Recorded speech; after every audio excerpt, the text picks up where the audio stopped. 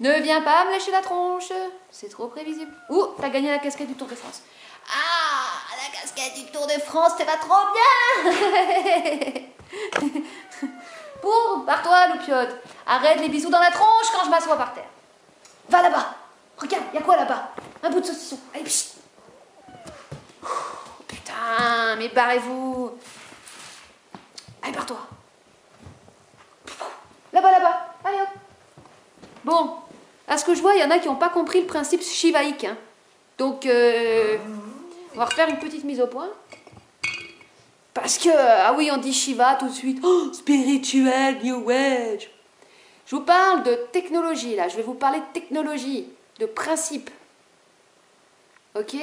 Bon, je vais d'abord faire la mise au point parce que...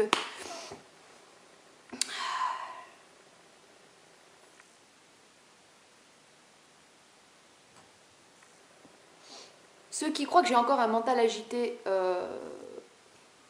Bon. Parce que je parle vite, parce que j'ai une voix aiguë. Je vous invite à rentrer dans votre propre vortex et vous allez voir que ça pulse, hein. Moi, je ne suis pas la grande gardienne du Tao. C'est pas mon job.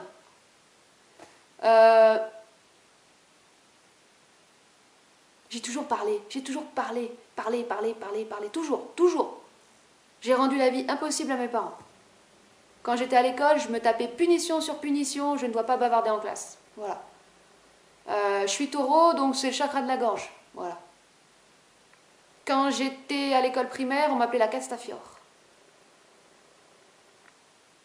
Je sais que j'ai un côté insupportable. Je sais même dans ma voix, il peut y avoir un côté chiant, un côté adolescente attardée, rebelle, un ton de voix qui peut rentrer en dissonance avec certaines personnes.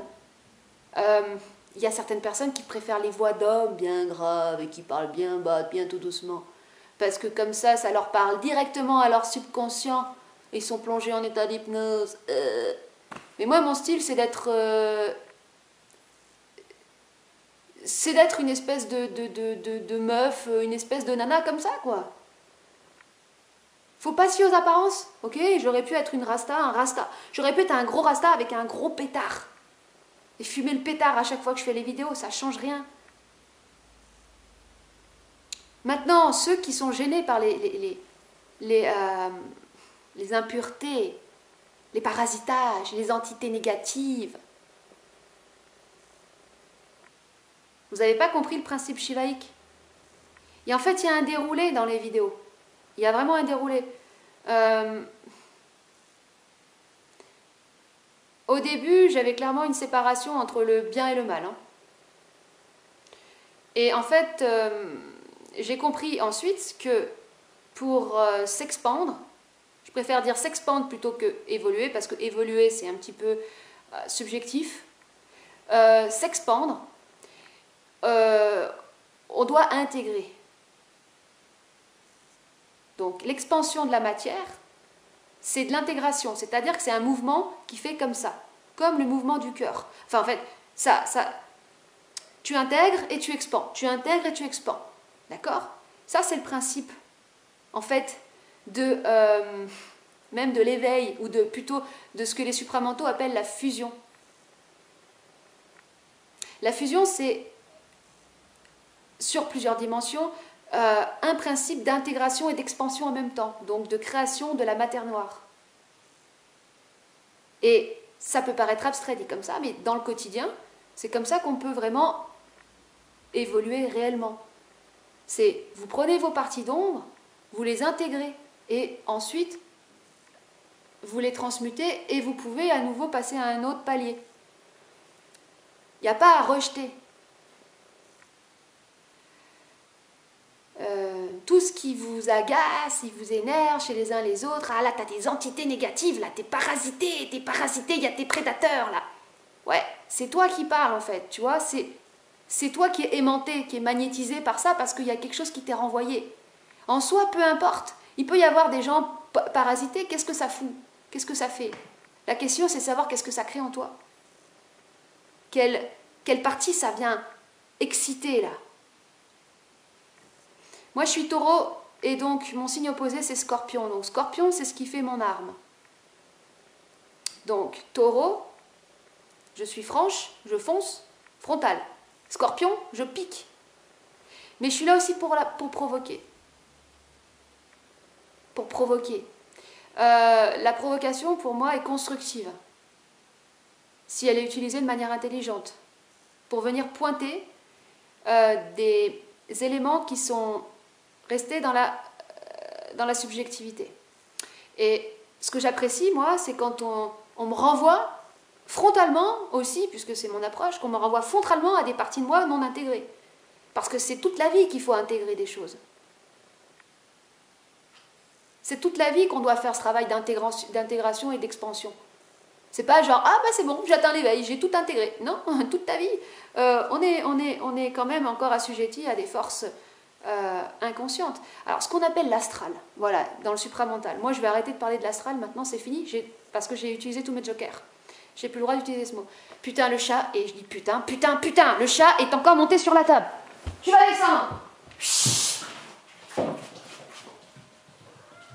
Voilà. J'ai l'arme fatale. Tu sais très bien, à force tu vas comprendre. L'arme fatale.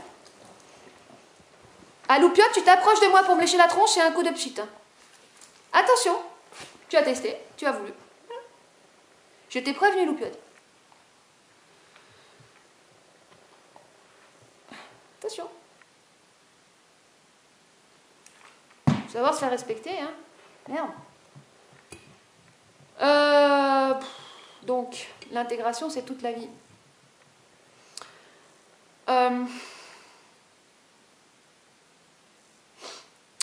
Alors, je vais faire un petit récap sur la technologie du couple.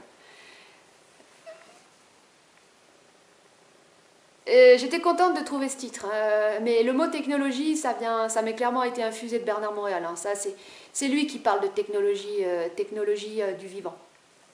En fait, nous, dans notre monde holographique, il nous est présenté une technologie mécanique obsolète. Même les soucoupes volantes, vous savez, ce qu'on appelle les taux, les boulons, là, ce qui a été développé sous l'Empire nazi, tout ça, c'est de la technologie déjà d'obsolescence programmée. Hein. La vraie technologie, c'est la technologie du vivant. C'est ça qui est extraordinaire. Et à mesure que l'homme, en fait, il va grandir en conscience, la technologie du vivant va évoluer avec. Et dans le futur, et j'ai pas honte de parler de ça, hein, je le sais, dans le futur, les corps seront beaucoup plus éthérés, et puis aussi le mode comment dire, d'alimentation de ces corps ne sera plus du tout le même. C'est-à-dire qu'on n'aura plus besoin d'intégrer des corps extérieurs pour grandir en énergie. Et on ne sera bien sûr, on ne sera plus assujetti aux maladies et à la mort. Mais bon, ça c'est dans le futur, et puis ça sert à rien d'idolâtrer le futur, parce qu'après ça te coupe du présent, et puis ça te coupe de ce que tu dois faire dans le présent. Alors, par rapport donc au présent, pour moi le couple c'est une technologie, réellement, qui fonctionnerait, c'est encore du conditionnel, hein, sur le principe de l'énergie libre.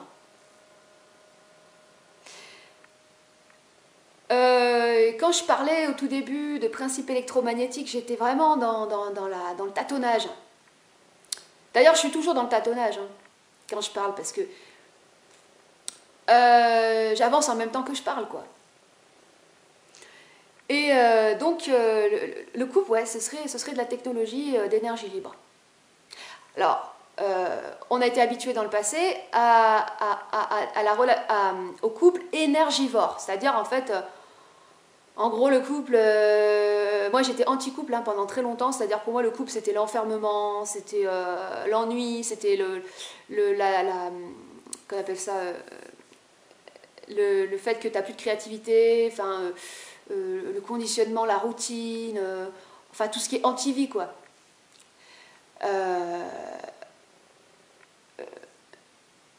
l'ennui, enfin bon, vraiment j'associais au couple, aussi par rapport à mon histoire personnelle, mais voilà, des aspects assez négatifs et enfermants et enfermants et emprisonnants. Et puis aujourd'hui, alors, je le perçois plus comme ça, mais alors, pour vous dire, c'est... Bon, je comprends qu'on pourrait dire que c'est de la branlette intellectuelle, ce que je vais dire. Ça, je peux le comprendre parfaitement. Mais ce que je vais dire, c'est parce que j'ai aussi ce côté un peu merdeuse, un peu chieuse et tout. Il n'y a aucun souci avec ça. Ça fait partie de mon apparence, en fait. Donc bon, je ne vais pas me refaire, je ne vais pas me refondre dans une autre personnalité qui vous plairait plus ou qui plairait plus à la masse. J'en ai rien à foutre, moi je ne suis pas un gourou avec un grand turban qui parle bien grave. Non, je suis une espèce d'adolescente attardée, voilà, c'est tout. Et puis ça correspond quand même à une réalité sociale, c'est qu'on est de plus en plus des adolescents attardés. Aujourd'hui, il y a des hommes à 50 ans, des adolescents attardés, et des femmes aussi. Donc bon... qu'est-ce qu'il faut y voir par là? On peut voir le côté négatif, on peut voir le côté positif, on s'en fout. Ah, c'est un fait de société.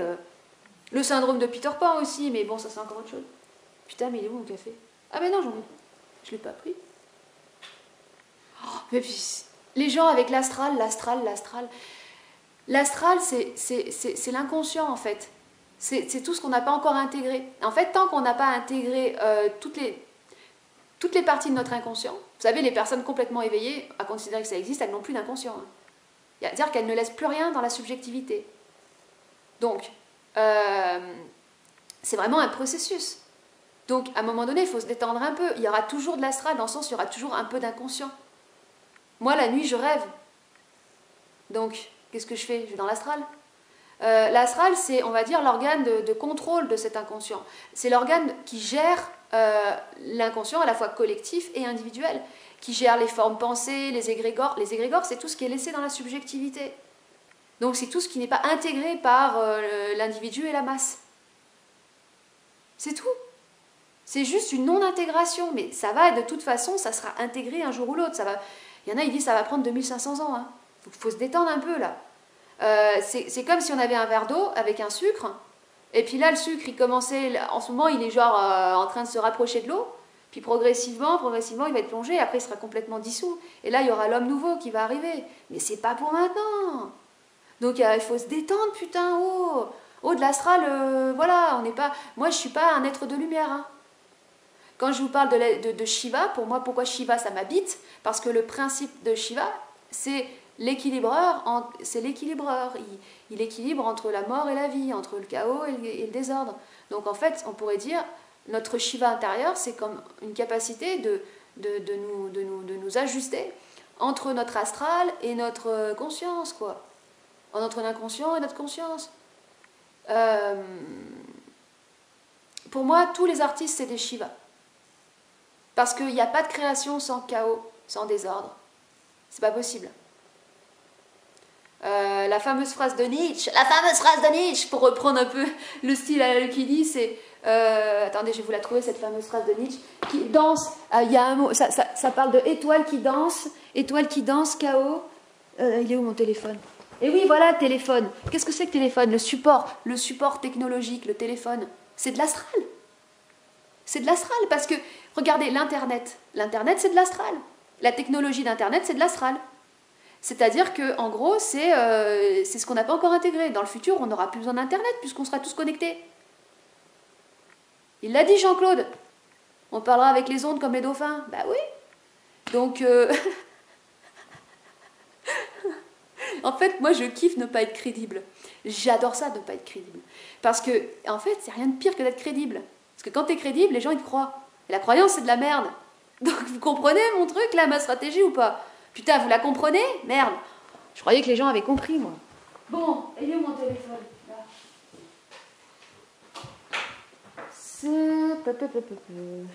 Bon, alors, il y en a un qui m'a carrément écrit à l'envers, là. Putain, je sais pas comment il a fait. Si je retourne, Dieu ne joue pas au dé.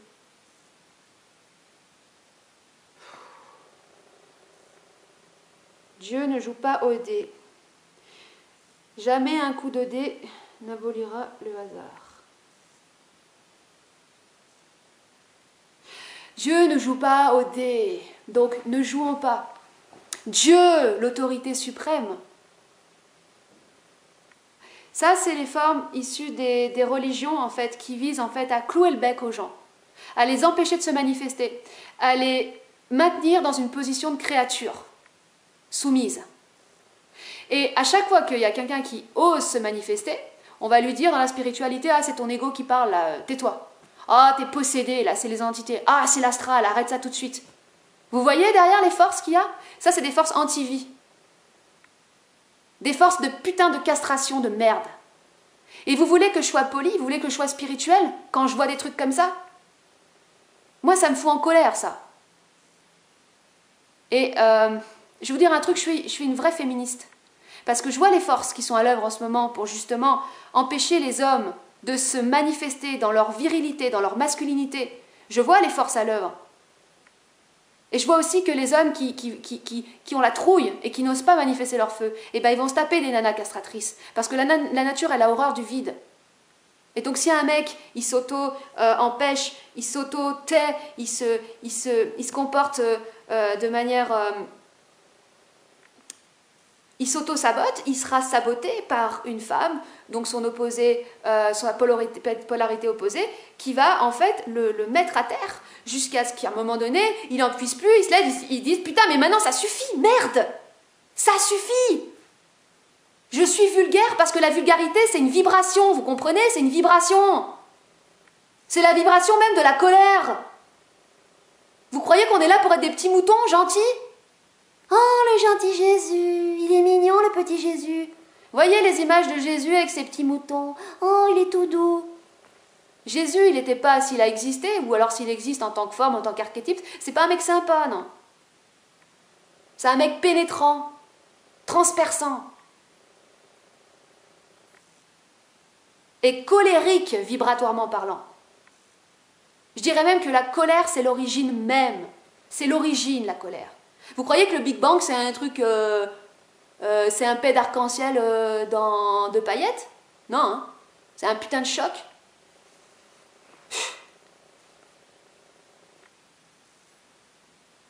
Alors le mec, il me met « Dieu ne joue pas au dé » et il s'amuse à écrire ça à l'envers, donc faire un espèce de langage codé pour me faire tourner la tête, et c'est lui qui s'amuse avec moi. Donc en fait, ce mec-là, c'est un manipulateur qui n'est pas foutu de voir la manipulation à l'œuvre à lui, ou alors qui est en train de jouer à essayer de me manipuler. Ça reste un jeu. Donc on joue. On peut jouer, on a le droit de jouer. Ouais, il n'y a pas de problème. On va pas faire le mal, on va pas jouer au jeu de Satan. Satan, il sert à quoi, Satan? Satan ou l'astral? Ça sert à pousser au cul, en fait. Ça sert à provoquer. Parce qu'à un moment, l'homme, il faut qu'il se réveille. La femme castratrice, pourquoi elle est insupportable avec son mec? Parce qu'elle a juste envie que c'est qu'il se réveille et qu'il dise maintenant, tu vas arrêter. L'équilibre des forces doit se faire. C'est ça le principe shivaïque, vous comprenez? S'il y a un aimant qui est loin, puis l'autre, et ben ça va faire ça, il faut qu'il y ait un équilibre. Et c'est dans cet équilibre que la danse, elle commence à s'effectuer, d'accord? C'est ça la technologie du couple. Je vais retrouver cette fameuse phrase de Nietzsche.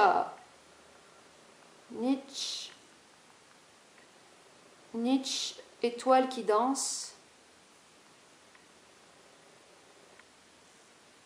Il faut avoir du chaos en soi pour accoucher d'une étoile qui danse. Voilà le principe shivaïque. Bon. Alors, la technologie du couple, en fait, donc c'est un moteur à énergie libre. Donc, il y a déjà deux aimants qui sont attirés.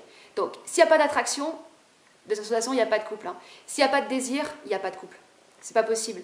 Les couples d'esprit à esprit, c'est bien en termes de partenariat, mais ça peut être très profond aussi. Mais il manquera quand même cet élément-là, fondamental.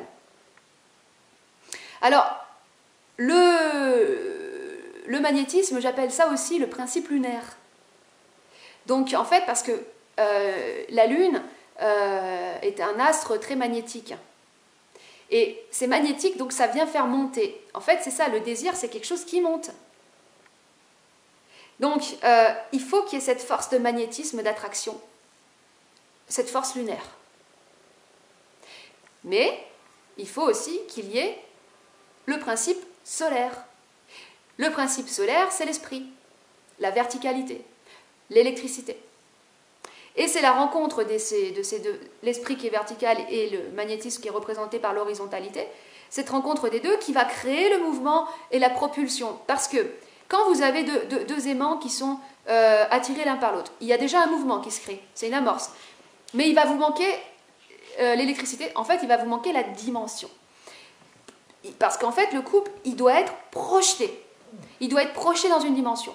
S'il n'y a pas de projection, s'il n'y a pas de dimension, hein, comme je disais, s'il n'y a que du désir et qu'il n'y a pas de dimension, ça ne dure pas. Ça dure 2-3 mois, puis ça s'étiole, ou ça se détruit.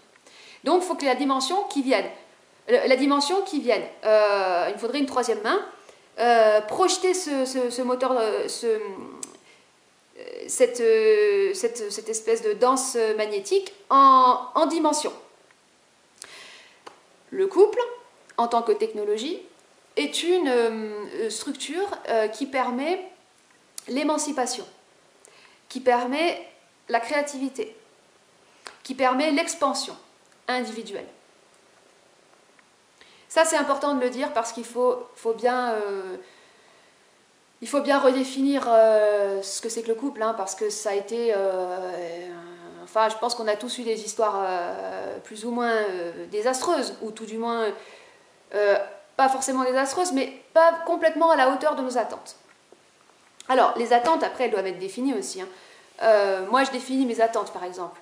Mes attentes, c'est que, pour moi, le couple, ça doit me permettre le développement de ma créativité, ça doit me permettre de me sentir bien, ça doit me permettre de me sentir portée, soutenue, et ça va me permettre d'amplifier mon énergie. Si ce n'est pas le cas, alors je ne vais pas tout jeter, parce que de toute façon, ça c'est un absolu. Il faut savoir que dans toute mise en place de cette technologie, au début, la machine sensible, hein, la machine intelligente, des fois il y a des réparations à faire. Pour que ce soit possible, c'est un peu comme Nikola Tesla quand il parlait de toute la préparation, on va dire, physiologique, mentale qu'il faisait avant d'aller travailler. C'est qu'il y a une hygiène à avoir. Alors l'hygiène, c'est pas forcément ce qu'on croit. Enfin, je vais vous donner ma perception de l'hygiène. Hein.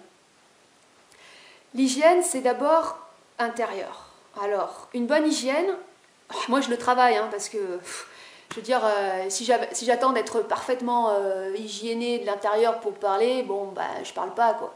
Donc, j'utilise aussi la parole pour faire circuler. L'hygiène, pour moi, c'est des émotions déjà qui circulent bien. Alors, l'hygiène émotionnelle. L'hygiène interne, c'est l'hygiène émotionnelle. Bon.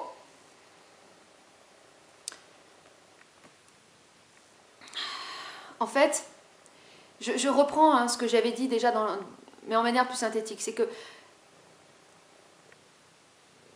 en fait, le traumatisme de base, c'est un peu notre Big Bang intérieur, en fait.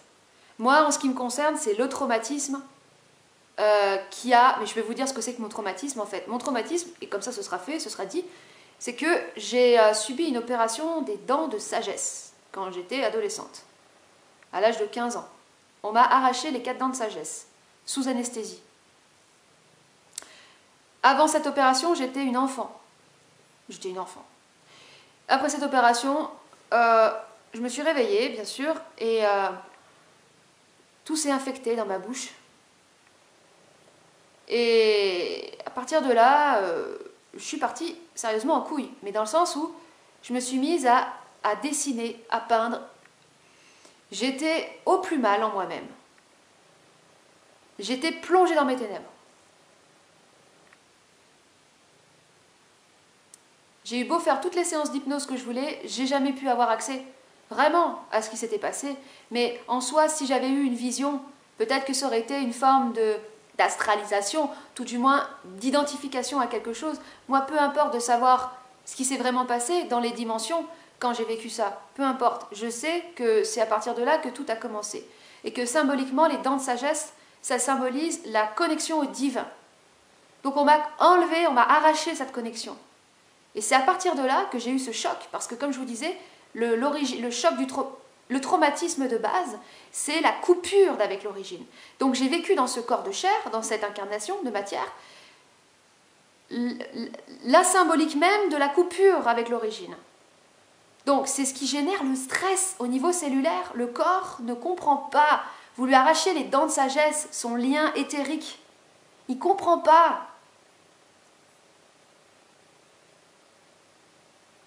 Donc il y a un énorme stress qui est enregistré au niveau cellulaire et qui ne peut pas, tout ne peut pas être supporté. Donc il y a une partie qui est mise dans ce qu'on appelle l'astral, dans ce qu'on appelle nos démons intérieurs. C'est ce que le corps, lui, il ne peut pas supporter tellement qu'il ne comprend pas, tellement qu'il est stressé de ce qui lui arrive. En plus de ça, dans une anesthésie générale, votre âme, bon, on ne sait pas trop où elle est. Le corps est manipulé, parfois de manière maladroite.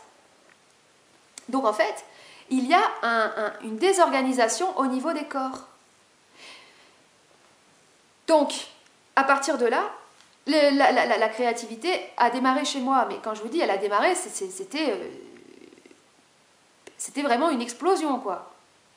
Et pendant longtemps, j'avais au niveau cellulaire ce stress enregistré. Donc, ce qui faisait que je courais tout le temps. Je passais ma vie j'avais des comportements incompréhensibles pour l'entourage. À part les amis très proches qui ne se fiaient pas aux apparences et avaient contact direct avec mon être. L'être en tant que tel, si vous voulez, c'est la partie imperturbable, en fait. Celle qui demeure toujours qui est toujours là, en fait. Vous voyez ? Il y a toujours moyen d'y avoir accès, hein, même quand vous êtes dans votre enveloppe charnelle stressée. Vous voyez ? Alors, j'ai utilisé le mode d'expression de l'art, on va dire, pictural, matériel, pendant très longtemps. Et puis, progressivement, je me suis tournée vers l'expression verbale. Parce que, d'abord intuitivement, et puis aujourd'hui de manière beaucoup plus consciente, je peux mesurer de manière plus effective l'impact des sons et des mots et du verbe sur soi et sur l'environnement. Donc ce qu'on appelle le verbe créateur. Donc quand on dit que ta parole doit être impeccable, eh ben, c'est pas tant dans la forme. Moi je peux dire putain si j'ai envie, c'est pas la forme qui compte, c'est au niveau de l'intention. Je vais vous parler après de l'intention plus précisément. Et donc, progressivement, si vous voulez, toutes ces mémoires de stress, elles ont commencé à se dissiper. Mais pour autant, comment dire, moi mon but c'est pas d'être la gardienne du Tao dans la paix absolue. C'est pas ça mon objectif. Moi mon objectif c'est d'être vivante, d'être vibrante. Mais c'est même pas un objectif. Enfin je veux dire c'est tout le monde. Tout le monde veut être vivant en fait. Tout le monde veut avoir une vie vibrante et vivante et inspirante et épanouissante. Je veux dire, c'est pas avoir monté l'eau chaude pour dire ça, quoi. Donc, c'est ça qui m'importe, moi. Et à mesure que je libère ces mémoires de stress, bah, qu'est-ce que je trouve à la place? Je trouve de la vibration, de l'électricité. Donc, il faut arrêter maintenant de dire, ouais, vous avez le mental agité et tout. Non. C'est pas parce que dans la forme, t'as quelqu'un qui parle comme ça, blablabla, qu'il a le mental agité. C'est parce qu'il vibre. Ça, c'est quand t'es bloqué aux apparences, quoi. Ou que t'es bloqué, quand... Moi, par exemple, je pourrais croire que j'ai compris des choses. Ça m'arrive encore, hein, de croire que j'ai compris des choses. Et de me dissocier de la vibration. Parce que ce qui compte, c'est la vibration, c'est l'énergie qui passe. Et mon intérêt, mon travail, moi, c'est de pouvoir utiliser la parole pour élever la vibration. Ou tout du moins pour secouer. Pour créer des microchocs. Parce que c'est en secouant cette matière grise là que ben, après les gens, en étant un petit peu secoués, ils commencent à rentrer en vibration. La vibration, c'est de la secousse. Saga Africa, attachez les secousses, attachez les ceintures, pardon. Donc, pour moi, l'hygiène intérieure, c'est de faire circuler ces émotions qui ont été vécues. Moi, quand j'ai commencé, quand j'étais adolescente, le lendemain, enfin, en fait, du jour au lendemain, je me suis réveillée, c'était à peu près 8 jours après cette opération, je me suis mise à dessiner. C'est là que je suis rentrée dans un processus de manifestation, d'expression, de libération des des émotions. C'était très sombre, très noir. Donc, mais c'était quand même de la libération. Parce que vous pouvez hurler, d'accord? Vous pouvez crier, vous pouvez aussi rire, vous pouvez parler calmement, vous pouvez pleurer. Tout ça, ce sont des façons d'extérioriser les émotions.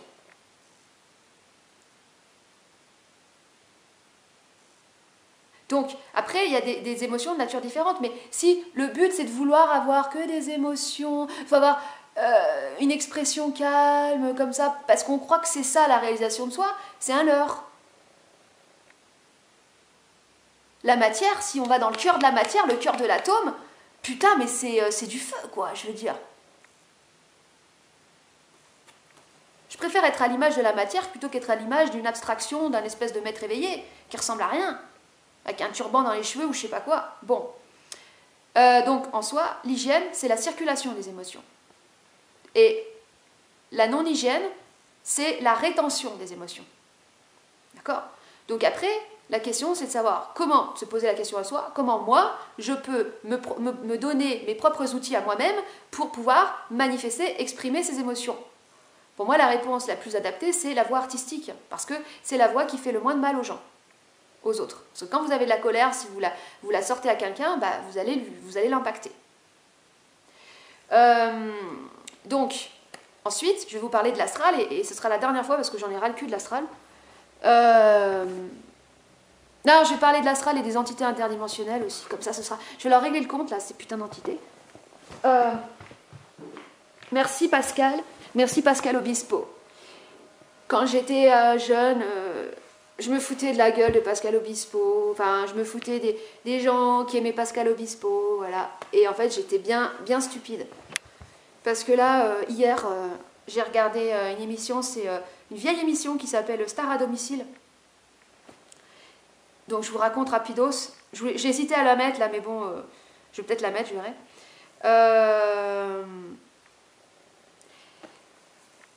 Il y a une femme magnifique. Elle est belle, mais c'est comme un conte de fées. Hein, c'est un conte de fées. C'est une histoire, c'est l'émission de télé que j'ai regardée hier. Elle s'appelle Audrey. Elle est belle, on dirait une princesse. Une princesse. Elle est dans sa robe de mariée. Et elle va se marier avec son mari.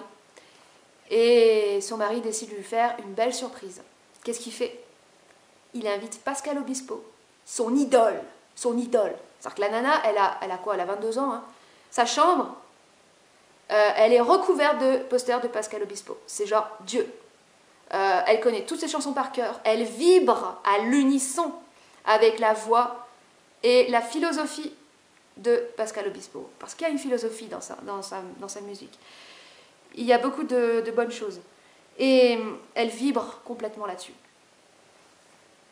Pascal Obispo est invité à participer à cette émission. Le mec, il a les chocottes.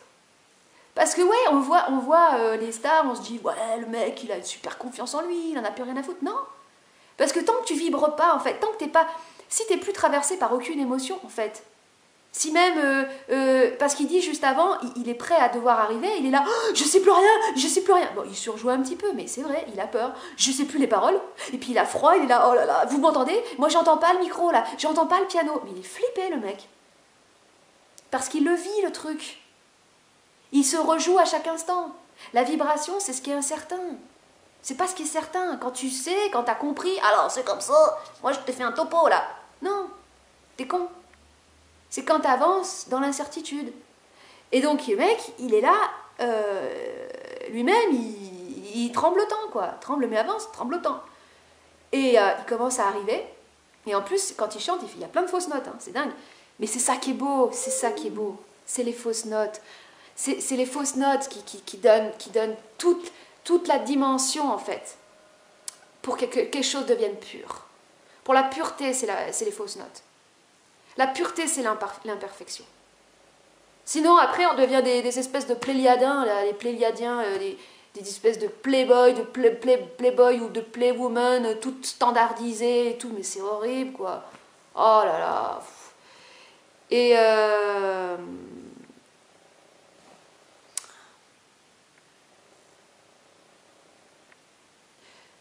il arrive. Moi, j'ai vu ça. j'avais l'impression de vivre le truc, quoi. Après, j'ai chialé, parce que après il lui a fait Lucie, mes versions avec son prénom à elle. Oh, putain. Et alors, je voulais mettre cet extrait, parce que... Je vais le mettre quand même. Parce que, en fait, ce qui est beau, pour moi, ça exprime, en fait, il y a une trilogie, c'est-à-dire qu'il y a le couple, il y a la mariée, le mari, et Pascal Obispo. C'est Pascal Obispo, si... Merde, le doigt du milieu. Waouh. En fait, c'est la dimension. Vous voyez? C'est la dimension qui propulse le couple. C'est pas, quand elle regarde Pascal Obispo, elle regarde, pas dire qu'elle regarde Dieu, elle regarde la dimension. Elle regarde ce qui est grand, elle regarde ce qui transcende l'existence. Et ça rentre dans sa vie. Et ce qui est beau dans cette chanson et dans cette intervention de Pascal Obispo, c'est que cette chanson, L'important c'est d'aimer, c'est une chanson qui vibre sur quelle fréquence? Qui vibre sur la fréquence de la sincérité.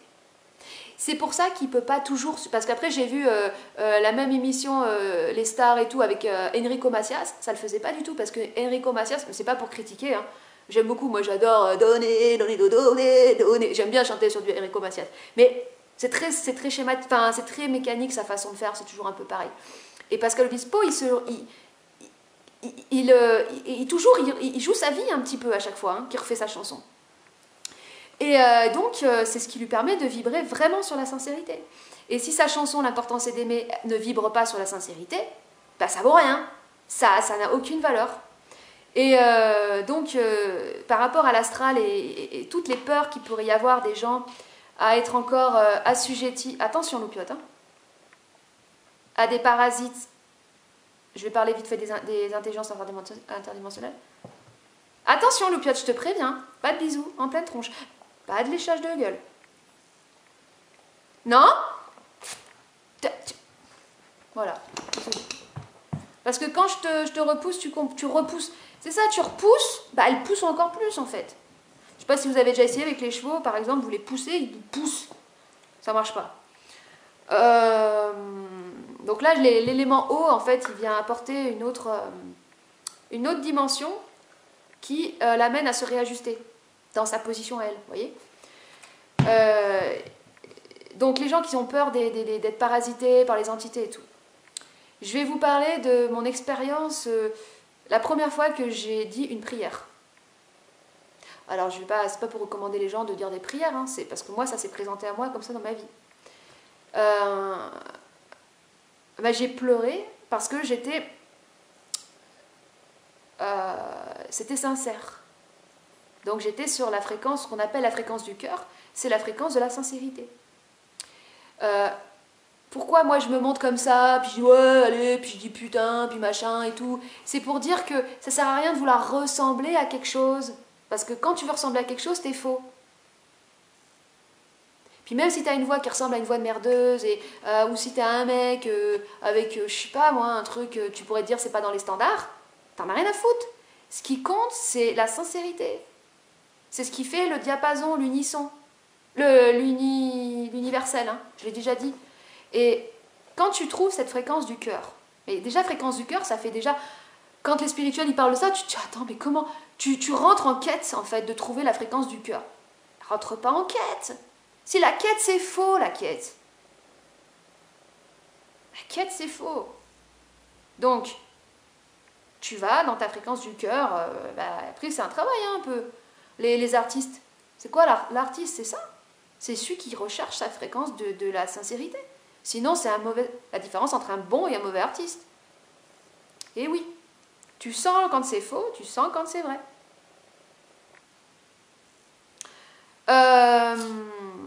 Donc, pour résumer, arrêtez, c'est un conseil que je donne, hein, parce que ça parle de mon expérience, mais vous en faites ce que vous voulez. Des prières, les trucs de protection, les pierres, les machins, les mandalas, les gris-gris, les trucs, machin. Et on n'est plus au Moyen-Âge, sérieux, c'est fini les tribus chamaniques et tout le bordel.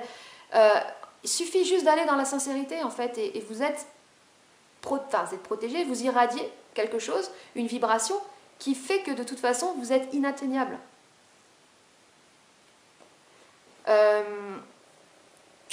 Ah, bien sûr, s'il y a un peu de peur, bah ça fait ripper en fait, ça fait ripper la sincérité, la peur. Mais vous pouvez avoir des fréquences de sincérité, vous êtes un peu trop enthousiaste, quoi, genre mais c'est sincère. Mais c'est pas la forme en fait qui compte, c'est vraiment le fond. C'est vraiment le fond, quoi. Nous, on est dans une époque, voilà, le culte de l'image, voilà, enfin bon, j'invente rien. Hein. Ben, du coup, on s'éloigne encore plus de ça, quoi. Et je vous dis, moi, je suis touchée autant par Pascal Obispo que par Bernard de Montréal. Je veux pas tout mettre au même niveau, mais il y a des... Voilà, quoique bon, je ne vais pas parler de sincérité pour Bernard de Montréal parce que la sincérité, ça reste encore une notion très psychologique, hein. Très très très humaine, enfin je veux dire, et puis la vibration de Bernard, c'est quand même autre chose. C'est la colère qui vient du fin fond du cœur de la matière. Donc on va plus parler de sincérité, c'est subjectif la sincérité. La sincérité, c'est subjectif quand on en parle comme ça, mais c'est objectif par rapport à soi. Voilà. Et en fait, ce qui fait que plus vous allez vibrer sur la sincérité dans votre relation avec les autres, à votre entourage et à vous-même, moins vous aurez de problèmes de conscience. Donc moins vous aurez de doutes en fait, et d'incertitudes, d'insécurité psychologique. Parce que qu'est-ce qui vient pourrir la vie, qu'est-ce qui vient pourrir le quotidien? C'est les pensées qui nous tirent vers le bas, et c'est l'insécurité psychologique. Et à mesure que vous entrez dans cette sincérité, bah, ça se... Il n'y a plus. Il n'y a plus. Il n'y a plus. Voilà. Et qu'est-ce que j'avais d'autre? Ah ouais, alors, je fais un petit parallèle, une petite parenthèse sur les intelligences, les mondes dimensionnels. En fait, donc, quand je vous ai parlé de mon traumatisme, en fait, il y a comme qu'on appelle ça un désalignement, et je ne dis pas que je suis alignée, hein, mais mieux qu'avant, un désalignement des différents corps, parce qu'on a plein de corps en fait. Et à mesure que vous vous réharmonisez, donc ça veut dire que vous recommatez vos fragments, vous réajustez, vous réalignez vos différents corps. Et c'est la réalignation des corps qui va vous créer en fait votre contact. Pour cette démarche réelle de réunification des corps, il faut que ce soit sincère. Il faut une démarche de sincérité. De toute façon, il n'y a pas de travail sur soi, il n'y a rien, s'il n'y a pas de sincérité. Si c'est une quête ou je ne sais pas quoi, ça ne marche pas. Donc, pour moi, les entités interdimensionnelles, ce qu'on appelle réellement le parasitage ou les emprises, les possessions, ce sont, pour ne pas leur donner trop d'importance, ce sont des sortes d'égrégores, donc des sortes de, comme j'avais dit, des sortes de masse plasmique densifiée, d'archétypes faits de culture. Par exemple, l'archétype de Satan. Moi, Satan, voilà, je vois un mec tout rouge avec des cornes qui fait comme ça. Vous voyez, ça c'est l'archétype de Satan. Donc, ce sont chaque archétype, si vous voulez, de ces démons qui peuplent l'inconscient collectif, qui peuplent le monde de la subjectivité, donc le monde de l'inconscience. Ce sont, si vous voulez, des forces que Bernard appelait involutives. Et vous rentrez en fait en vibration et en connexion avec ces forces à partir du moment où vous nourrissez de l'involution en vous. Donc par exemple, si vous nourrissez de la prédation en vous, par exemple des mecs qui sont trop intéressés par le pouvoir sur YouTube, ils veulent avoir plein de fans, ils veulent faire plein de soins, enfin voilà, ils vont, et que c'est pas complètement sincère, bah forcément il y aura ces espèces d'archétypes qui vont venir s'interférer sur eux et se mélanger à eux en fait. Et le truc c'est qu'il faut vraiment se déstresser par rapport à ça parce qu'on a tous encore un peu des parties de nous prédatrices, voilà. Moi j'ai mes côtés séducteurs, même manipulateurs, et donc forcément il peut y avoir des interférences avec ces trucs-là. Mais la vraie purification, parce que c'est pas d'être tout blanc, tout propre et de parler doucement et d'être en paix, parce qu'il y en a, ils sont en paix dans leur voix, mais la colère elle est là, hein, elle est à l'intérieur. Hein.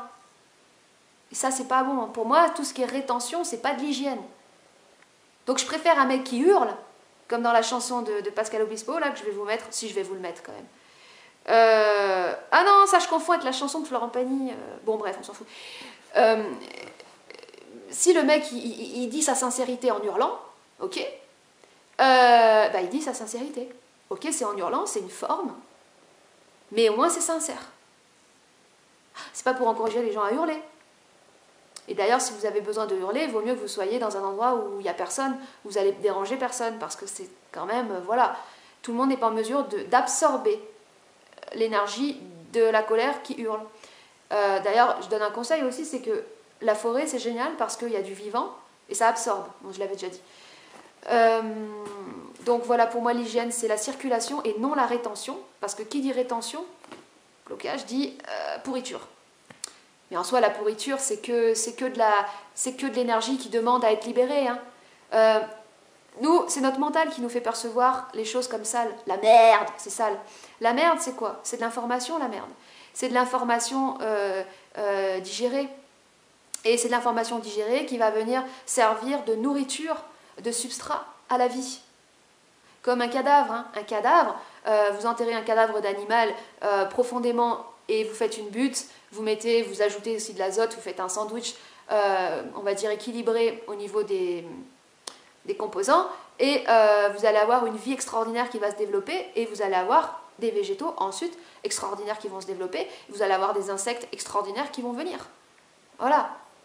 Donc c'est important de voir les choses dans une logique d'écosystème aussi. Parce que c'est nous, notre problème, en fait, la décadence de notre monde, de notre société, c'est qu'on a pensé, on a été fragmenté, on a été... Le mental en soi, c'est une fragmentation. Le mental en soi, c'est une fragmentation parce que c'est une façon d'analyser, en fait, d'analyser les choses en s'en séparant. Alors qu'on est une partie intégrante, quoi. Donc, voilà.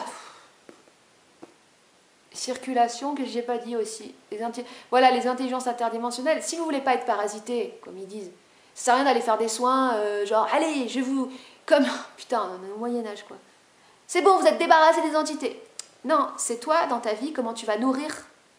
Tu vas nourrir ton âme, tout simplement. Si y a un exorciste qui vient te débarrasser de tes entités, puis le lendemain, tu continues à faire de la merde, et à nourrir ta prédation, ton goût pour la séduction, pour la manipulation, pour tout ça, bah de toute façon, tes entités, tu vas re-rentrer en fréquence avec. Hein. C'est comment...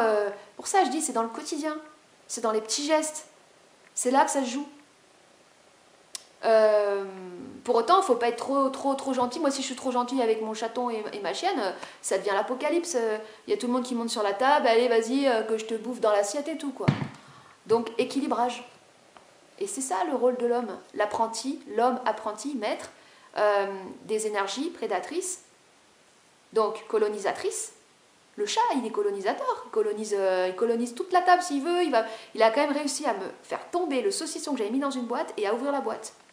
Prédateur, hein, le chat. Équilibrage entre les forces prédatrices et les forces créatrices. Voilà. Donc là, j'espère avoir été assez claire sur le principe shivaïque. Avant de commencer la série, la partie 3, j'avais parlé il y a longtemps de la série Dark. Je sais plus si j'avais pas un peu défoncé la série. Bon, c'était par rapport à moi de toute façon. Mais bref, on s'en fout. En fait, cette série, elle est vraiment très puissante. Franchement, putain, s'il y a une série à voir, c'est Dark, quoi. Il faut voir Dark, il faut absolument voir Dark parce que ça parle de matière noire. Ça parle de tout, putain, de tout. Mais c'est... Oh là là, mais... en fait, c'est carrément tous les sujets... en fait, la sexualité, la matière noire, les trous noirs, l'énergie, le nucléaire. Et en plus de ça, là, je suis retombée sur des images. Ils portent des masques, en fait. Enfin, ils portent des masques, pas vraiment des masques chirurgicaux, mais ils portent des foulards, en fait, sur le visage. Cette série annonce beaucoup de choses. Enfin, C'est pas des prophéties, hein. Il ne faut pas les voir comme ça, les choses. Il ne faut pas voir en termes linéaires. Et d'ailleurs, vous verrez, si vous regardez cette série, il n'y a rien de linéaire. On est dans un voyage dimensionnel. Et il y a une énigme à trouver. Et en fait, cette énigme, bon, c'est pas du spoiler ce que je vous fais, hein, parce que de toute façon, ça commence... comment dire, le sujet est annoncé... alors, pas dans les premiers épisodes, parce que ça met du temps avant de démarrer, donc il faut être un peu patient. Mais ça commence quand même assez vite, hein, ça tourne autour du nucléaire, autour de l'atome et autour de la matière noire. Donc l'énigme qu'ils sont venus chercher, c'est quoi? C'est la maîtrise de l'atome, hein, c'est la maîtrise de la matière. Et là, alors il y a un personnage principal, mais enfin je dirais qu'il y en a deux. C'est un couple. Donc c'est un principe féminin et un principe masculin. Si on pouvait voir les choses de manière totalement détachée, par principe, un principe féminin, un principe masculin, Adam et Ève, ce sont des principes. Il faut arrêter de toujours tout psychologiser, même de s'identifier au fait d'être une femme ou d'être un homme. Je ne dis pas qu'on n'est pas des femmes, on n'est pas des hommes, mais ce sont des principes avant tout. Et là où ça capote aussi à fond dans les couples, et que ça a des prises de tête et ça part un peu en live, c'est que les gens, c'est que moi-même, parce que moi du passé, j'arrivais pas à comprendre ce que c'était que le principe même du principe féminin et le principe masculin. Ce ne sont pas les mêmes énergies. Ce ne sont pas les mêmes principes. Le principe masculin, c'est un principe de manifestation. C'est un principe, pour reprendre encore les archétypes solaires et lunaires, le principe masculin, c'est le principe solaire. Le principe féminin, c'est le principe lunaire.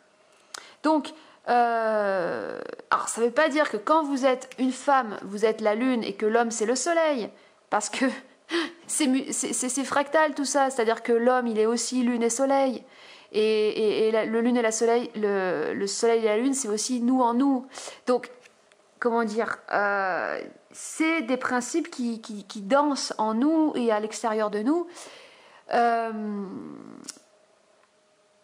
Oh la vache, là je suis sur Google, je regarde des images de la série. Oh, il y a tout, il y a tout. Il y a la matière noire, il y a... C'est... Alors, c'est une série, il ne faut pas essayer de trop comprendre. Bah, de toute façon, moi au début j'essaie de comprendre, je ne comprenais rien du tout. Il y a plus à se laisser vraiment imprégner par l'atmosphère, c'est vraiment un film très, très impressionniste, dans le sens où c'est des impressions, il y a une ambiance, il y a une musique, et donc il faut avoir déjà la disposition, le temps pour se plonger là-dedans, parce que bon, c'est quand même beaucoup de temps, comme toutes les séries d'ailleurs. Et puis c'est très aspirant, hein. Cette série c'est un trou noir, hein. Vous faites complètement aspirer dedans. Donc il faut aussi faire les séries, hein, c'est comme pendant le confinement, les gens ils se faisaient aspirer dans les séries, donc faut prendre un peu de recul aussi par rapport à ça, sinon c'est pas, voilà, il faut quand même garder un pied, pas un pied sur terre, mais ouais, c'est une série qui est dangereuse, hein, c'est une série qui est très très dangereuse.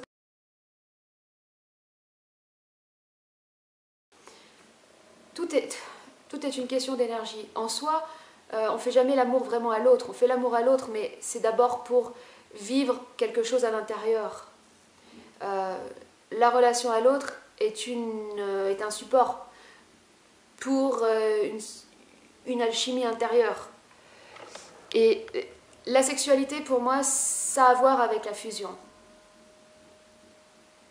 Alors, la fusion, c'est quelque chose qui commence à se produire chez une personne qui a déjà suffisamment équilibré en elle-même sa lumière et ses ténèbres.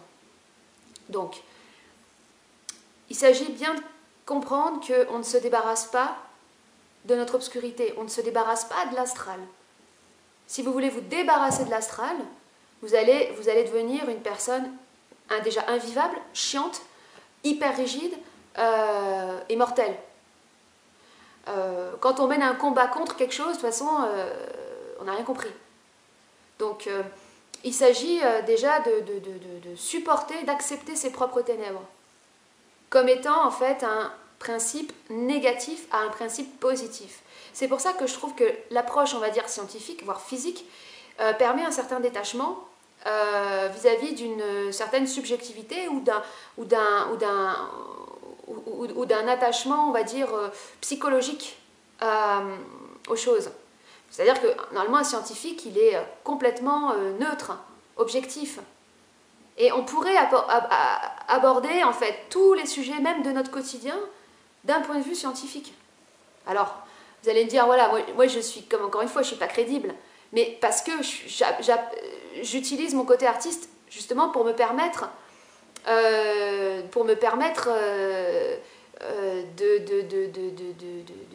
de m'aventurer là-dedans, même si j'ai pas les bagages. Parce que s'il fallait qu'on ait fait 10 ans d'études scientifiques pour pouvoir avoir une approche scientifique, bon, je suis dans l'expérimentation, quoi. Je suis dans le freestyle. Voilà.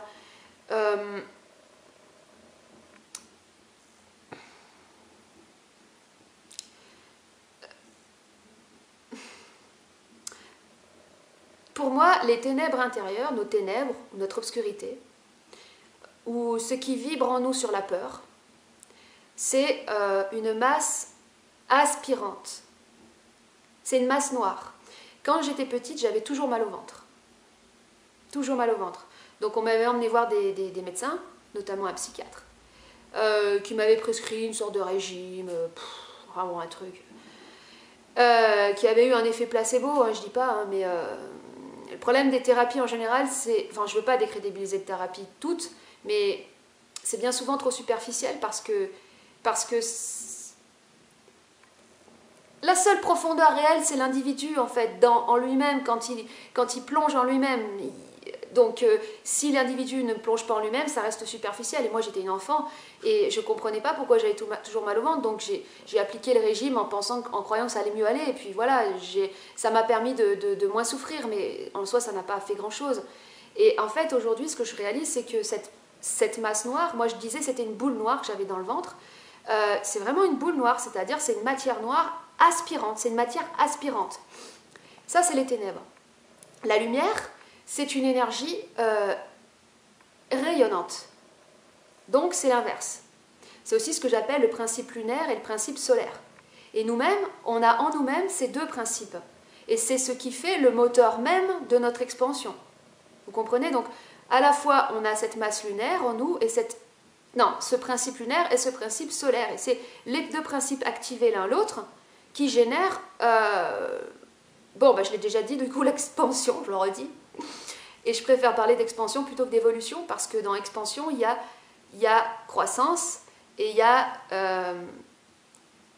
vie, à la différence de l'évolution. L'évolution, c'est un peu... Moi, je trouve ça chiant, l'évolution. Voilà. Donc, puis c'est une illusion, on n'évolue pas. Quand on croit qu'on doit évoluer, on croit qu'on doit se débarrasser du négatif, de nos ténèbres. Alors que c'est les ténèbres qui font le moteur, vous voyez? C'est cette matière noire, aspirante, qui fait le moteur à la manifestation, à l'expression même de la lumière. Je reprends l'exemple de la fermentation, mais aussi on pourrait prendre l'exemple de la merde.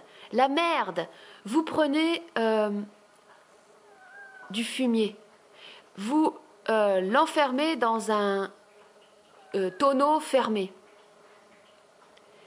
Vous revenez le lendemain, le tonneau a explosé. Il y a des gaz qui se sont développés. Et ces gaz, c'est justement la force de propulsion. L'explosion, c'est la manifestation. L'explosion, ça représente la lumière, en fait. La lumière, c'est la manifestation. Donc, vous voyez, la fermentation, la merde, c'est-à-dire... On pourrait dire que c'est le pourri, c'est la mort, c'est la noirceur.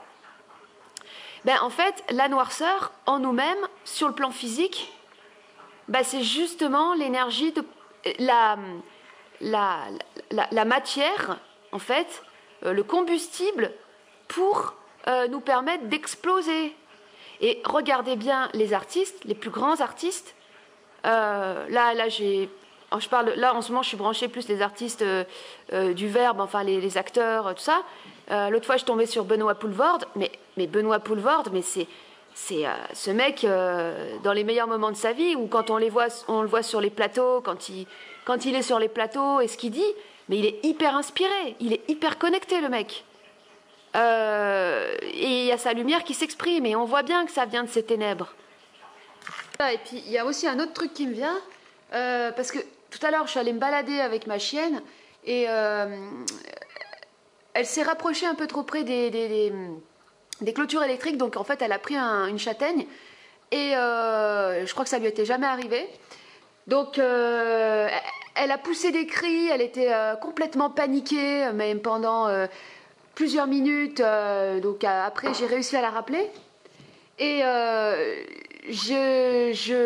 était paniquée en fait. J'étais obligée de la tenir parce que en fait elle comprenait pas ce qui lui était arrivé, et on voyait vraiment la panique dans ses yeux, quoi. Et bon, après elle est rentrée à la maison, elle s'est couchée sous la table et tout. Elle était encore terrorisée, quoi. Et elle a fait la sieste juste après, enfin elle a dormi. Et alors là, elle a fait des rêves. Elle rêve pas sous, enfin je sais pas, je suis pas à sa place, mais en tout cas ça s'entend pas toujours quand elle rêve. Mais alors là, c'était dans son rêve, elle aboyait, elle courait, elle faisait plein de sons. Enfin, c'était assez éloquent, quoi.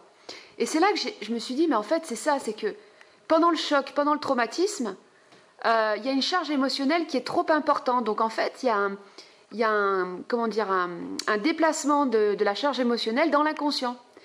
Et quand l'âme, quand la lettre dort, l'âme, elle va réintégrer, en fait, par le biais du rêve, elle va revivre les émotions qu'elle n'a pas pu complètement supporter pendant le choc.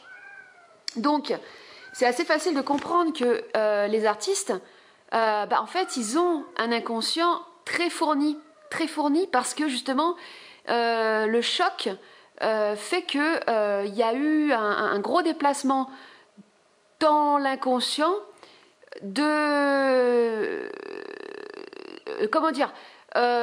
qu'il y a un inconscient très fourni pour permettre en fait à l'âme, quand elle rêve, de pouvoir aller vivre des émotions très intenses qui vont lui permettre de réintégrer les émotions qui n'ont pas pu être supportées pendant le choc.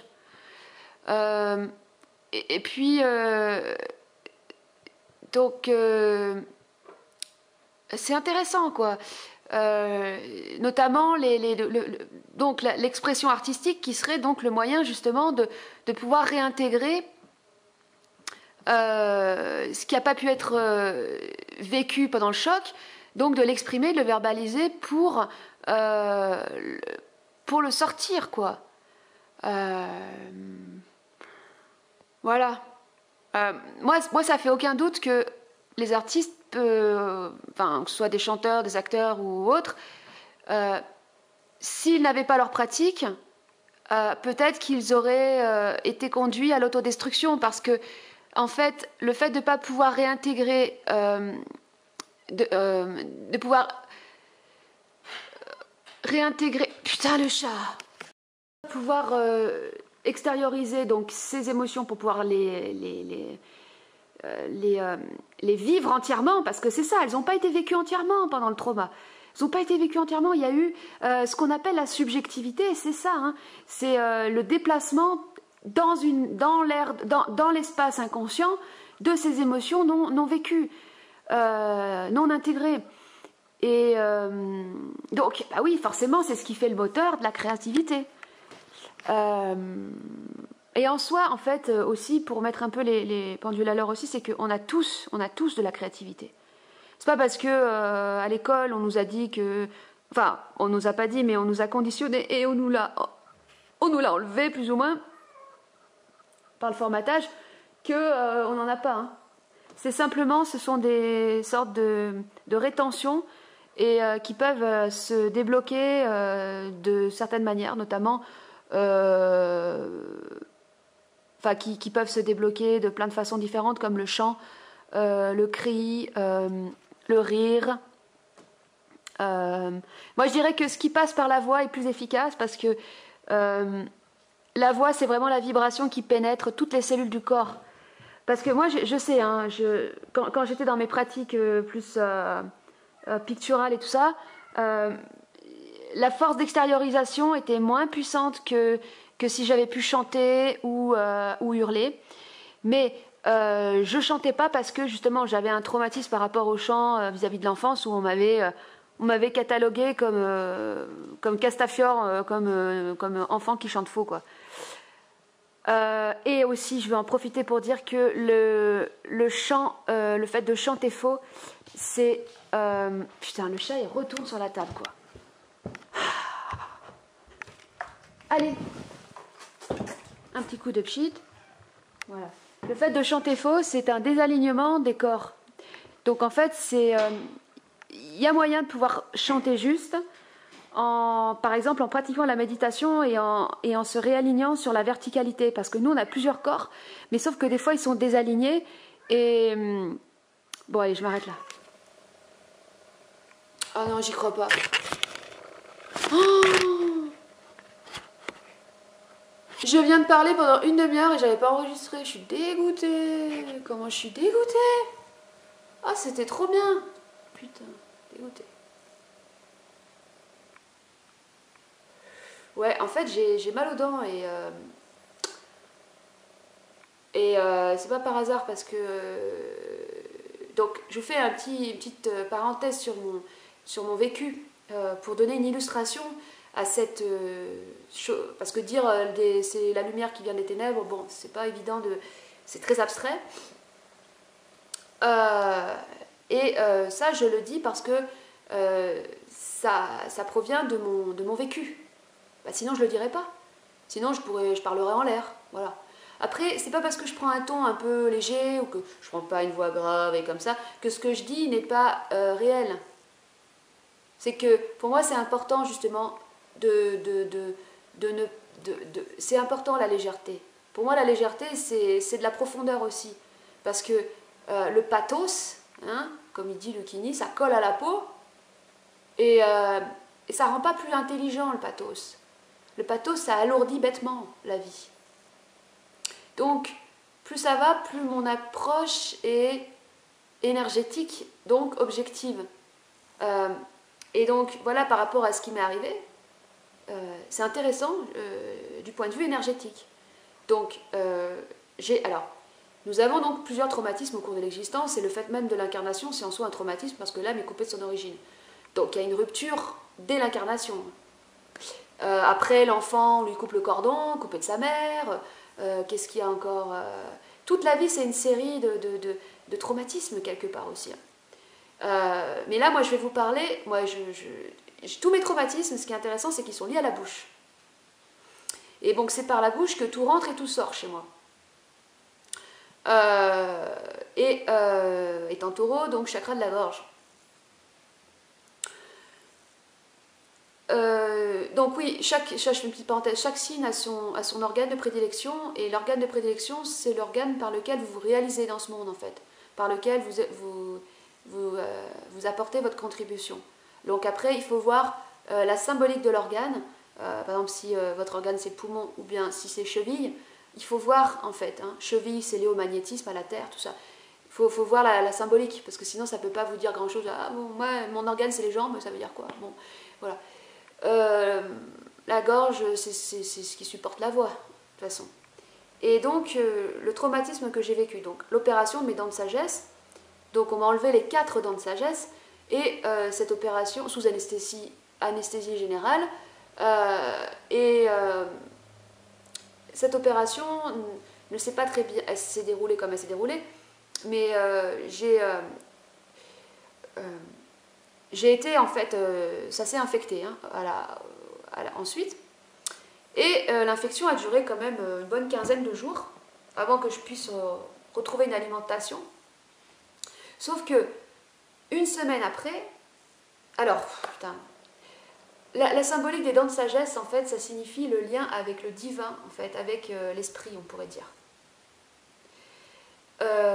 Une semaine après, j'ai appris que donc le garçon dont j'étais alors amoureuse, mais je dirais plutôt le premier garçon que j'ai aimé, ou plutôt dont j'ai été aimantée. aimantée.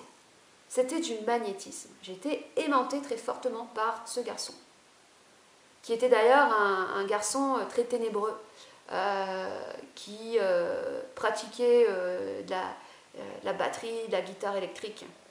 Donc, un artiste du piano aussi. C'était un artiste romantique, quoi, très magnétique, très mystérieux. Donc j'étais forcément très attirée. Et on avait eu un début de relation et de rapprochement très fusionnel. Et une semaine après cette opération, j'ai appris donc que ce garçon aimait une autre fille. Une fille complètement différente de moi, à l'opposé. Donc ça a généré en moi un traumatisme. C'est-à-dire qu'il y a eu une rupture au niveau, on va dire, sur l'aspect magnétique. Vous voyez, les dents, l'esprit, l'électrique, l'attraction, le désir, magnétique, coupé. Les deux cordes coupées. Et j'ai eu les deux cordes coupées, j'ai carrément eu la voix de coupée. C'est-à-dire que je ne pouvais plus parler. Bon, déjà, je ne pouvais pas avec ma bouche, mais après, le choc étant trop important, je n'avais plus ma parole habituelle. Donc je parlais quand même pour les choses de la vie puisque j'allais au lycée. Mais heureusement, alors, non, pas heureusement, je vais vous expliquer mieux. Alors c'est dingue, mais plus je parle de ça, ça me fait mal aux dents, quoi. Donc, bon, tous mes traumatismes ont été liés à la bouche. Quand j'avais plus jeune, j'ai porté le harnais, vous savez, le harnais pour remettre les dents en arrière.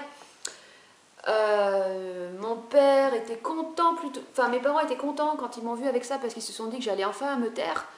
Mais en fait non, genre que je plaquais le truc sous le palais et puis je parlais encore plus en fait, ça m'a rien fait quoi. C'était un instrument de torture, mais vous savez, on s'habitue à tout. Hein. Et je m'étais habituée à ce truc, et même quand j'ai dû l'enlever, après, j'arrivais plus à dormir sans. Donc, vous voyez, on s'habitue vraiment à tout. Et qu'est-ce qui s'est passé? Donc, les deux corps... ouais, donc... Et ce qui s'est passé, c'est que, suite au choc, mais je pouvais plus parler, je pouvais plus verbaliser, et puis j'ai cessé de m'alimenter. Donc j'ai développé des troubles anorexiques. C'est intéressant parce que si on enlève le pathos de cette maladie et qu'on enlève tout l'émotionnel, les sentiments ou je sais pas, les données psychologiques par rapport à ça, on observe simplement. Cesser de s'alimenter. Ça veut dire quoi? C'est un changement de régime. Déjà, t'arrêtes de faire rentrer des choses dans ta bouche. Et moi, c'est à partir du moment où justement j'ai arrêté de faire rentrer des choses dans ma bouche qu'il y a des choses qui ont commencé à sortir de moi. Mais comme j'avais plus les mots, j'ai créé des images, des dessins, des peintures, des sculptures. Donc je suis passée par un autre biais. L'alimentation, qui était la mienne avant ce choc, c'était une alimentation liée au monde de l'enfance. Donc beaucoup de sucre, et puis je mangeais un peu tout le temps quand j'avais envie. Donc le fait d'avoir arrêté avec ça, ça m'a coupé de l'enfance. Ça m'a mis dans une autre temporalité. Et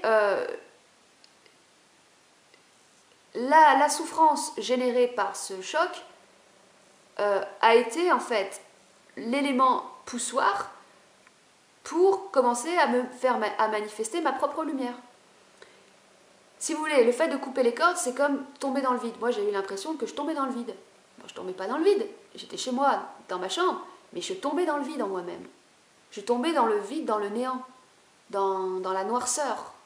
Et c'est de là que la lumière a commencé à se manifester, parce que c'est quoi l'art? L'art, c'est une manifestation. Donc, c'est de la lumière. La lumière, c'est ce qui se manifeste. La lumière, notre lumière, on doit la créer. C'est pas genre, faut attendre, la lumière, elle te tombe dessus. Non, tu dois créer ta lumière. Tu crées ta lumière à partir de tes ténèbres. Donc, c'est pour ça que, moi, l'art est un élément très important, puisque c'est un élément de manifestation positive, c'est-à-dire d'extériorisation. Et c'est le mouvement d'extériorisation qui vient contrebalancer l'effet aspirant des ténèbres. Parce que quand je vous dis j'ai l'impression de tomber dans le vide, c'est aspirant.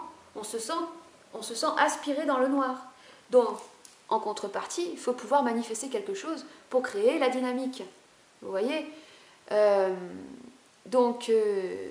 moi, d'ailleurs, c'est une des raisons pour lesquelles Les thérapies en soi, tout ça, c'est pas mon boulot. Moi, je veux pas que les gens viennent me voir pour faire des psychanalyses avec moi, parce que déjà, j'ai pas les diplômes, et puis parce que, pour moi, ce n'est pas... Il y en a qui font ça très bien, mais c'est vraiment pas mon approche. Pour moi, c'est un puits un peu sans fond, en fait. Parce qu'en plus, il y a toujours un moment où le patient il fait un transfert sur le psychanalyste, c'est-à-dire qu'il transfère son obscurité, sa colère, ses démons sur le psychanalyste. Et après, il le rend responsable de tout. Et ça, moi, j'ai pas envie de jouer ce rôle, hein, parce que, oh purée, ah non, c'est un truc de... Ou alors, il faudrait que les personnes, elles payent très, très, très, très, très cher. Parce que c'est dur à porter. Mais le problème, c'est qu'après, quand tu les fais payer cher, après, elles te disent, ah ben non, c'est toi qui me prédates. Ouais, mais non. Donc, pour moi, c'est la voie artistique. Ça veut dire que c'est la voie de la manifestation, de l'expression. L'expression peut passer par des biais très, très, très variés. Ça peut être autant des créations picturales ou en volume, mais ça peut être aussi des sons, et ça peut être aussi le cri, ça peut être aussi les chants, ça peut être aussi les rires. C'est-à-dire, j'appelle art tout ce qui est une manifestation, une extériorisation de quelque chose. Et j'appelle art également tout ce qui est manifesté dans le cadre d'une démarche consciente de créer. Je m'explique. Si vous criez sur votre conjoint de manière totalement inconsciente parce que vous n'avez pas les mots, c'est pas de l'art. C'est pas de l'art. C'est de l'art quand il y a une démarche consciente derrière. C'est de l'art quand il y a un dispositif, un cadre. Ça, c'est très important. Très, très, très, très, très important, le cadre. Déjà, le non manifesté, ou ce qu'on appellerait le Tao, c'est quelque chose qui n'a pas de cadre. L'incarnation, c'est la descente de l'esprit dans la matière, donc c'est l'esprit qui se manifeste dans le cadre. Piotr ? Oui. Va t'asseoir, on va aller promener tout à l'heure. Non, pas de léchage de gueule, Piotr. Ouais. Attends un peu. Donc la limite, la contrainte, c'est en fait la condition nécessaire à la manifestation de l'esprit. Et dans l'art, c'est pareil. Si vous n'avez pas de dispositif et de cadre, vous ne pouvez rien exprimer. Vous ne pouvez rien, en plus de ça, partager au monde. Alors, à la fois, si vous n'extériorisez rien, bah, vous vivez à l'intérieur, donc vous ne pouvez pas partager au monde. Et si vous ne mettez pas en place un dispositif, un cadre qui va vous permettre de propulser cette création, bien, ça ne pourra pas être montré, partagé au monde. Parce que l'art, c'est aussi la mise en place d'un dialogue et d'un échange avec l'extérieur. Et c'est ce dialogue, cet échange avec l'extérieur qui va permettre à l'individu de se reconnecter avec lui-même. Tout comme le fait d'être au contact des animaux permet de se reconnecter à la nature, et en se reconnectant à la nature, on se reconnecte avec soi. Le but, c'est bien justement de se reconnecter avec soi. S'il y a souffrance, s'il y a blessure, s'il y a traumatisme, c'est qu'il y a rupture avec soi. Quand j'appelle l'esprit, je dis l'esprit, quand je dis le magnétisme, c'est un principe, ça vient, c'est soi, hein. C'est soi. En fait, le soi supérieur, c'est le principe électromagnétique, quoi. Quand vous êtes avec vous-même, vous êtes vivant. Vous êtes vivant, vous êtes bien avec vous-même. Vous n'avez plus de besoin, de recherche, de tout ça. Et bon, donc, qu'est-ce que je disais ? Des ténèbres. Je vais reparler un peu de tout ça tout à l'heure, là, parce que de l'opération.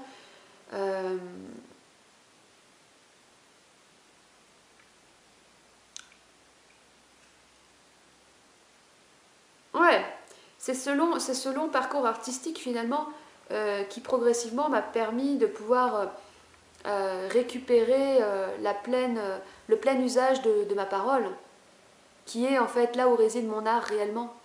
Mais je suis passée par un biais, en fait par une voie, on va dire, de traverse quelque part. Et en même temps, cette voie de traverse, ce bagage, ce parcours, ces études, ben, c'est ce qui m'a permis aussi d'avoir une existence et une identification dans cette matière. Ça, c'est important, parce que pour que la parole elle puisse s'exprimer, faut qu'elle puisse être ancrée quelque part dans un corps et dans une matière. Le couple, c'est une cellule qui va permettre, dans le cas donc, où tous les ingrédients sont présents, qui va permettre en fait à l'individu d'être propulsé dans son art. Au niveau des artistes, pour moi les références qui me parlent, bon, avant j'étais illusionnée par ma personnalité, donc du coup j'avais des goûts, c'est-à-dire alors, je disais Pascal Obispo, j'aime pas, c'est pas mes goûts. Et puis maintenant, plus je me dépersonnalise, tout du moins me désidentifie, parce que la personnalité je l'aurai toujours, hein, ce côté merdeuse, machin et tout, je l'aurai toujours, mais je me désidentifie, je me décolle de cette personnalité comme étant ma référence, puisque je sais que c'est juste une apparence, j'ai moins de goût. En fait, j'en viens à aimer beaucoup plus de choses. C'est-à-dire tout ce qui vibre sur la sincérité. Et pour moi, la sincérité, c'est qu'une personne, elle arrive justement à accepter les différentes parties d'elle-même. Donc autant l'obscurité que la lumière. Et donc pour moi, Pascal Obispo, c'est un exemple intéressant parce que en fonction de là où vous vous positionnez, quand vous le regardez, vous regardez son personnage, enfin son apparence, vous pouvez tantôt voir un ange et tantôt voir un démon. Il a ce mélange ange-démon. Pour ça aussi que c'est une figure romantique aussi. Bon, c'est de la musique populaire qu'on pourrait qualifier de supermarché, ou voilà, mais c'est une figure romantique. Et le romantisme, c'est justement l'art des contrastes. Alfred de Musset, c'est les ténèbres et la lumière, version XXL, version extra, quoi. Et regardez aussi les dessins de Victor Hugo. Victor Hugo, on pense souvent à lui en tant que poète ou écrivain, mais alors les dessins qu'il faisait, oh la vache, les dessins de Victor Hugo, mais c'est un des plus grands dessinateurs, hein, Victor Hugo. Et c'est sûr, quand on a un talent de ouf malade pour une forme, si on a un autre talent pour une autre forme, ça passe en retrait. Donc, mais sauf que si Victor Hugo il avait juste été dessinateur, il aurait été aussi connu que, je sais pas moi, merde, c'est quel que j'aime beaucoup aussi. Bon, là, il n'y a rien qui me vient. Ouais, parce qu'il y a plein d'extraits que je peux pas mettre à cause des droits d'auteur, c'est normal. On peut, en fait, dans une vidéo, on peut tout à fait incruster des passages. Alors déjà, si c'est pas protégé, et puis aussi si ça vient juste illustrer un propos, par exemple, dans le cadre d'une citation, ou dans le cadre pour appuyer un propos, quoi. Ça doit pas être utilisé pour faire ta pub, en fait, de ta vidéo, quoi. Je sais pas si je suis claire. Parce que la limite, en fait, sur les droits d'auteur, au début, je comprenais pas bien, en fait, comment ça se passait, mais c'est très juste, en fait. T'as le droit de citer, mais t'as pas le droit d'utiliser quelque chose pour toi, en fait, pour faire comme si c'était toi. Moi, je sais pas si je suis claire.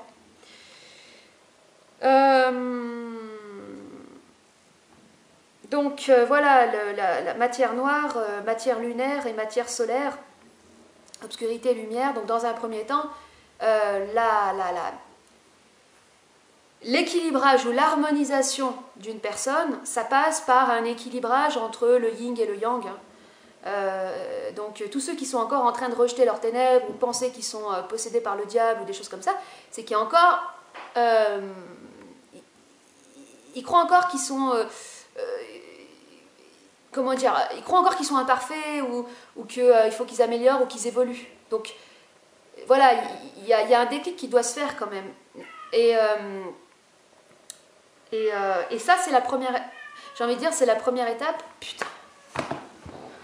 Donc ça, c'est, on va dire, la première étape pour arriver déjà à une sorte d'équilibre et de sécurité intérieure. Parce qu'en fait, tant qu'on croit qu'on est parasité par l'astral, parasité par des démons ou je ne sais quoi, et je dis pas qu'il faut pas passer par là, moi je suis passée par là, ça a duré longtemps, hein. Je croyais que j'étais possédée et tout pendant longtemps. Et ça faisait partie de mon expérience. Mais tant qu'on est là-dedans, on est vraiment dans l'insécurité et on traverse, à un moment donné, il y a une sorte de folie à traverser. Ce folie à traverser, c'est que tu te dis, mais attends, mais je suis folle. En fait, mais je suis complètement folle, je suis complètement possédée. Et ça c'est vraiment cette folie, cette terreur-là, cette terreur d'être possédé, il faut pouvoir l'éprouver quand même. Enfin, il faut pouvoir l'éprouver. On en passe tous un peu par là, hein, quand on se... Je sais pas moi... quand on est engrangé dans un processus de transformation, on en arrive et puis c'est pas une fois on passe par là puis après c'est fini, hein, des fois on y repasse, enfin voilà, c'est pas tout droit quoi, c'est bon. Voilà, c'est pour ça donc l'équilibrage. Et puis l'équilibrage entre ombre et lumière, il se fait aussi sur d'autres plans, parce que tout est multidimensionnel, c'est ça. Il y a des dimensions à tout, à tout, à tout. Vous caressez votre chat avec tendresse, c'est multidimensionnel. Enfin bon. Pareil, au niveau entre l'esprit et la matière, il faut un équilibre. Vous ne pouvez pas vous expandre dans une insécurité matérielle non plus, en fait. C'est aussi dans vos cercles dans vos cercles d'amis. Il faut avoir des amis de confiance, des amis qui ne vous jugent pas et qui sont là par bienveillance, quoi. Ça, c'est hyper important. Enfin, voilà, la famille, enfin, tout ça, quoi. Donc, c'est pour ça, souvent, les sectes, d'ailleurs, j'avais observé ça aussi, c'est que les sectes, ce qu'elles font, en général, avec une personne, avec une proie, c'est que déjà, elle s'arrange au début pour couper cette personne de ses amis, de sa famille. Dire que la famille, c'est le diable, voilà, qui n'ont rien compris, machin, qui sont dangereux. Faire quitter la personne de son travail, la mettre vraiment dans une précarité. Comme ça, quand la personne est dans sa précarité, alors là, elle est complètement sous l'emprise du gourou qui va dire ce qu'il faut faire. Pour que justement, cette personne porte allégeance à l'entité, je parle de la personne, l'autorité qui va pouvoir... en faire ce qu'elle veut, et ça c'est aussi pour dire que l'ancrage dans la matière, comme le fait d'avoir un travail, le fait d'avoir une famille, bah, c'est super important en fait, c'est super important, surtout dans un processus de transformation. Voilà. Donc l'équilibrage yin-yang, c'est la base, et ensuite, pour moi la fusion, et là j'en parle en termes de... C'est des mots, hein, donc c'est pas à prendre au pied de la lettre, mais la fusion, c'est encore autre chose, c'est-à-dire qu'il y a une fusion, justement, une superposition entre la Lune et le Soleil. Donc, c'est comme si la Lune et le Soleil se mettaient l'un sur l'autre et tombaient dans un trou de verre. Donc, en fait, ton propre... T'équilibres, ton ombre et ta lumière, t'équilibres, et après, ils en viennent à se superposer, comme ça. Et ça, c'est ce qui... C'est en fait la fusion au niveau, dans le corps de chair, hein, ça se vit dans le corps de chair. Là, je décris avec des mots après un phénomène physique. Et aussi, il y a des sensations, parce que qui dit corps dit sensation. C'est une sensation où à la fois, tu es aspiré et propulsé. Alors, pour que l'individu puisse vivre ce truc, qui est quand même un truc de ouf, il faut qu'il ait déjà supporté la peur, c'est-à-dire qu'il faut qu'il ait supporté des grandes terreurs. S'il n'a jamais supporté ce que c'est que la terreur ou la folie, il ne peut pas supporter ce phénomène parce qu'il va en avoir peur. Enfin, donc, du coup, et la peur va bloquer. Vous voyez le truc, c'est qu'en gros, il faut avoir peur, des fois, tu as des terreurs, mais je veux dire, même le fait qu'il y ait quelqu'un qui est caché derrière une porte, qui sort et qui fait coucou, ah, t'as peur, là t'as peur, et bien là ça crée un espace, enfin ça te fait supporter la peur, donc en fait tu deviens maître de la peur parce que tu l'as vécu. De toute façon, tant qu'on n'a pas fait l'expérience de quelque chose, voilà, on peut pas maîtriser. Donc t'as cette peur, oh, tu maîtrises la peur, et après tu peux supporter des processus plus comment dire, plus dimensionnel, quoi. Enfin, pas dimensionnel, mais plus costaud, quoi. Et ça se fait vraiment progressivement. Et un élément très très important, c'est aussi pour ça que je parle du couple. Pour moi, le couple, ça ne veut pas forcément dire vivre ensemble dans une même maison, parce que des fois, ça justement, je vais parler du mystère par rapport à ce que me disait Christelle, sur le fait qu'il faut qu'il y ait faut entretenir le mystère. Alors, vous voyez, moi je parle de transparence, toujours transparence, franchise, sincérité. Mais en même temps, si tu fais un culte de la franchise, de la sincérité, de la transparence, Avec la personne, tu vas devenir ami, tu seras plus amant, il n'y aura plus de désir. Donc, qu'est-ce qui fait le désir? Le désir, c'est qu'il doit y avoir du mystère quand même. Pour qu'il y ait une attraction d'un plus vers un moins, il faut qu'il y ait une donnée, une donnée mystérieuse. Cette donnée mystérieuse, c'est l'envie du moins d'aller découvrir le plus.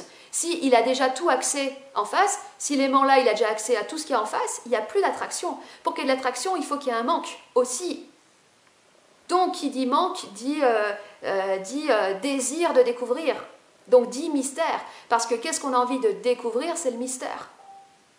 Dès qu'il n'y a plus de mystère, il n'y a plus d'envie de découvrir, il n'y a plus de désir. Et pour qu'il y ait du mystère, il faut que la personne, elle ait un univers. Il faut qu'elle ait un monde. Donc, en gros, il faut qu'elle ait un monde à elle.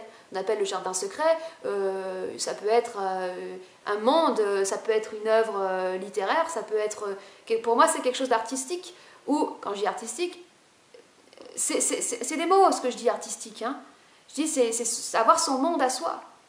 Quand tu vis avec l'autre H24 et tout, c'est beaucoup plus difficile d'avoir son monde à soi. Mais après, c'est possible d'avoir, dans une maison, d'avoir un espace. Que ce soit un sous-sol, une chambre, ou là, oui, là, parce que en soi, on n'a pas besoin de beaucoup de place. Je veux dire, moi, quand je vivais dans mon studio de 25 mètres carrés, j'avais mon monde en fait. J'étais dans mon monde. J'écrivais mes textes, j'avais mon blog où j'écrivais mes textes, j'étais dans mon monde quoi. Et ça crée. Parce que le monde il est intérieur, donc c'est pas la peine forcément d'avoir 120 mètres carrés à disposition. Une petite chambre, une petite pièce, ça suffit. Mais il faut que dans cette petite pièce, ben oui, on soit vraiment pas dérangé, quoi. Qu'on puisse vraiment avoir notre intimité. Et ça, c'est important aussi dans le couple, que l'autre respecte le territoire. Le territoire de l'intimité et du monde intérieur. Ça, c'est important et ça peut en étant bien exprimé, en étant bien verbalisé, ça peut se comprendre très très facilement. Même pour des enfants et des adolescents. L'enfant et l'adolescent, il peut comprendre que le parent a besoin d'avoir sa cellule, en fait, d'avoir son intimité. Voilà, donc pour moi, voilà, c'est ça l'entretien de ce monde intérieur qui va générer le mystère, mais le bon mystère, hein, je ne parle pas le mystère de la fascination, des trucs... vraiment le mystère d'avoir à découvrir quand vous allez au cinéma pour voir un film, vous y allez parce que vous voulez découvrir l'univers du réalisateur, donc vous ne savez pas, donc il y a un mystère. Donc il y a une attraction. Voilà.